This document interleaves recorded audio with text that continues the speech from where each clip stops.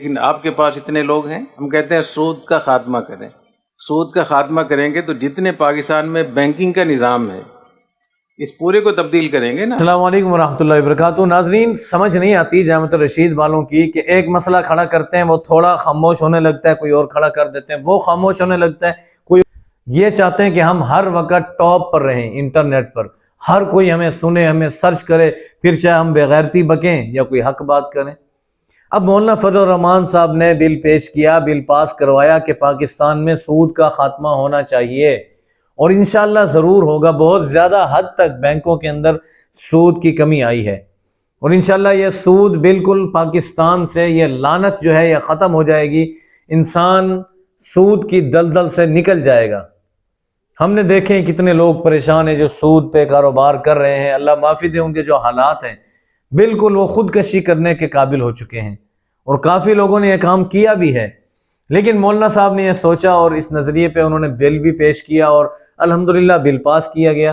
لیکن مفتی عبدالرحیم صاحب کو پتہ نہیں کیوں یہ بات سمجھ نہیں آ رہی، پتہ نہیں کس نے پیچھے سے انہیں ڈور کو ہلایا ہوا ہے کہ جی آپ اس پہ بولتے رہیں گے، تو اب وہ آ کے کہتے ہیں کہ جی کیسے پاکستان سے سود کا نظام ختم ہوگا، اتنی بینکیں ہیں، اتنے ملازمین ہیں، یہ وہ ادھر ادھر کی باتیں کرتے ہیں۔ آپ ناظرین خود ان کا بیان سماعت کیجیے۔ السلام علیکم ورحمۃ اللہ وبرکاتہ۔ ناظرین، آپ جانتے ہیں کہ سردیاں آ چکی ہیں، اور ان سردیوں کے اندر ہر شخص کو دیسی گھی، شہد اور اس کے علاوہ سلاجید کی ضرورت پڑتی ہے، اور وہ بھی خالص اور 100% پیور چیز چاہیے۔ تو آپ ہم سے رابطہ کر کے خالص سلاجید، چھوٹی مکھی کا، بڑی مکھی کا شہد، گائے کے مکھن کا دیسی گھی منگوا سکتے ہیں۔ انشاءاللہ آپ ہماری سروس سے 100% مطمئن ہوں گے۔ تو ناظرین، دیر کس بات کی، اسکرین پر دیے گئے نمبر پہ ابھی رابطہ کیجئے اور گھر بیٹھے اپنی مطلوبہ چیز حاصل کیجئے۔ ہم یہ کہتے تھے کہ اسلام نافذ کریں گے، لیکن آپ کے پاس اتنے لوگ ہیں۔ مثال کے طور پر ہم کہتے ہیں سود کا خاتمہ کریں۔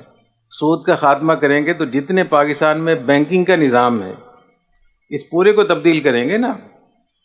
تو بینکنگ میں کتنے لاکھ لوگ ہیں ملازمین، اور اس میں جو مینیجر ہوتے ہیں، ڈائریکٹر ہوتے ہیں، فلاں ہوتے ہیں، فلاں ہوتے ہیں، وہ میرے خیال میں 1 ملین سے زیادہ ہوں گے، کم از کم 1 ملین۔ تو آپ اس کو تو حرام قرار دے رہے ہیں، متبادل ہے آپ کے پاس۔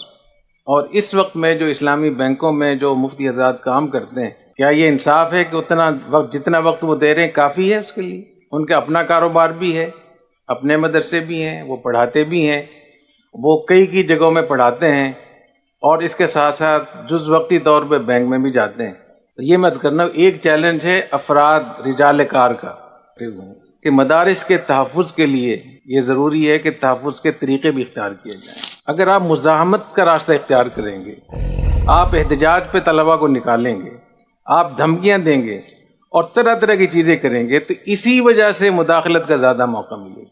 یہ آپ نے دیکھیں کہ یہ جو لیبیا میں، مصر میں، تیونس، الجزائر اور جتنے بھی عرب ممالک تھے، ان سب میں ایسے ہی مدرسے تھے جیسے پاکستان میں ہیں۔ تو مجھے ایک دفعہ افغانستان میں ہم لوگ ایک محاذ پہ تھے، تو ایک عرب نے مجھ سے پوچھا، ایک نہیں کئی دفعہ مجھ سے پوچھا کہ انگریز یہاں بھی آئے تھے بر صغیر میں، اور ہمارے وہاں بھی آئے تھے، اور انہی دنوں میں یہاں سے بھی گئے، وہاں سے بھی گئے، لیکن رزلٹ الگ الگ ہے۔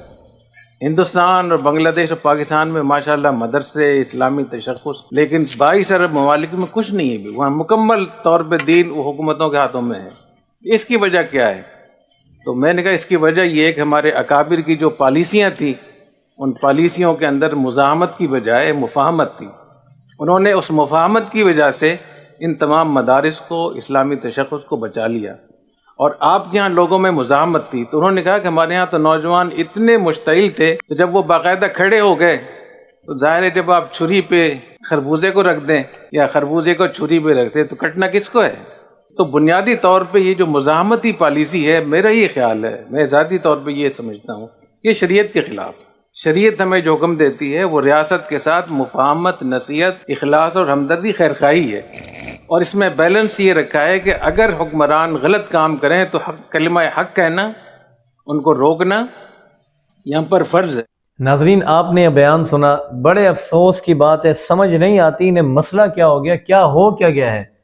پہلے ہم ان کو اتنے بڑے اللہ والے سمجھا کرتے تھے، لیکن مولانا صاحب نے کہا تھا نا، تمہاری یہ پگڑیاں، تمہارے یہ جبے جو پگڑیوں کے اندر 2 رومال ہیں اوپر، یہ بھی ہم نے تمہیں پہنائے ہیں، بالکل ایسی بات ہے۔ جب سے انہوں نے دیکھا ہے کہ مولانا صاحب کے خلاف ہم بات کرتے ہیں تو ہمیں ایک ٹاپ ملتا ہے انٹرنیٹ پر سرچنگ میں، اس لیے اب وہ آئے روز کوئی نہ کوئی اعتراض کرتے ہیں۔